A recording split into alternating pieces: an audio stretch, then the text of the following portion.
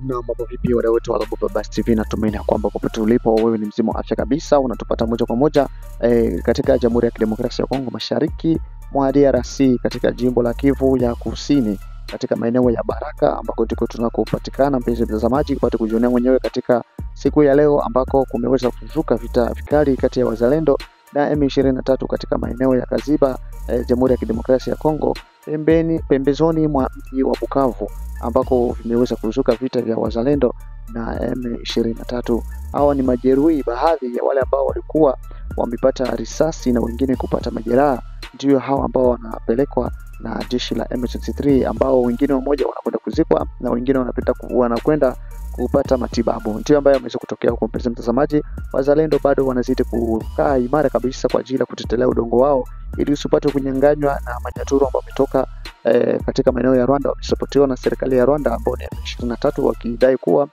serikali ya Tshisekedi haiongozi vizuri. Wao ndio ambao wanaleta uongozi, ingali bado wanaua watu kiolela katika maeneo ya Goma na Bukavu. Hadi mpaka sasa vita vinatanda, wanashindwa kuingia maeneo ya Uvira na kuendelea kwingineko, kwa sababu jeshi la wazalendo linazidi kuweka kabisa kibambazi ambacho wao wenyewe wanashindwa kuelewa vipi ambavyo watapita kwa ajili ya kuweza kupenyeza ili wapate kuingia katika mikoa mingine ambayo imebaki kushikwa na hawa 23. Ndio hiyo ambayo mpenzi mtazamaji alikwenda kutukia katika kijiji cha Kaziba, ambako kulizuka vita vikali sana vya wazalendo na M23. Ndio ambayo imeweza kutokea kwa mpenzi mtazamaji. Kama wewe ni wa kwanza kufuata video zetu na kufungua video zetu hizi za ndani ya Global Vibes TV, naomba ubonyeze alama ya subscribe, kisha utacomment na kushare na kutoa maoni yako mpenzi mtazamaji, ili tupate kujua kile ambacho unadhani ya kwamba kinaweza kufanyika.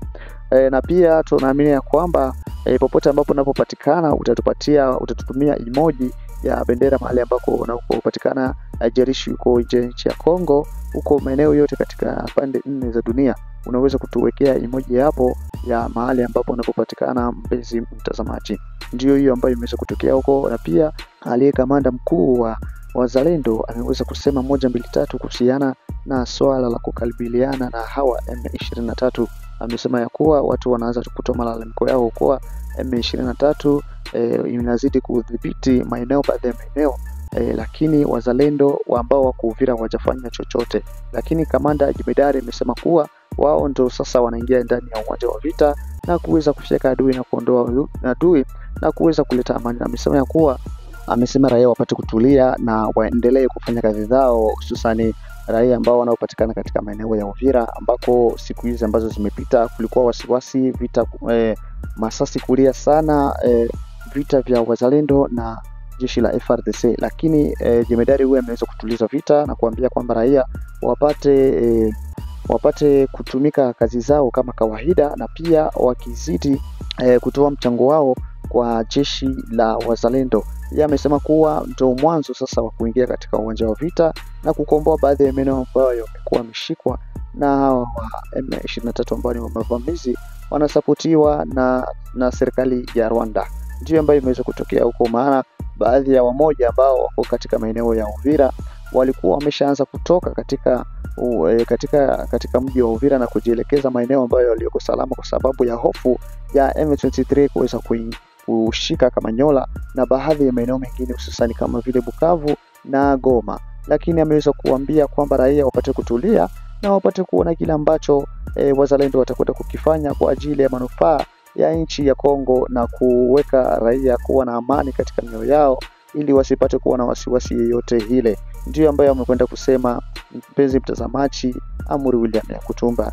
Hivi ndivyo vifo vya M23 ambavyo vimesombwa hapa, ambayo ni maiti na majeraha ya watu wengi ambao wameweza kufariki katika vita hivyo. Nikutakie kila laheri mpenzi mtazamaji, naamini ya kwamba utajiunga nasi katika matangazo mengine ijayo muda si punde. Naitwa Jacob Daniel Pascal, kukutangazia moja kwa moja ndani ya Global Vibes TV.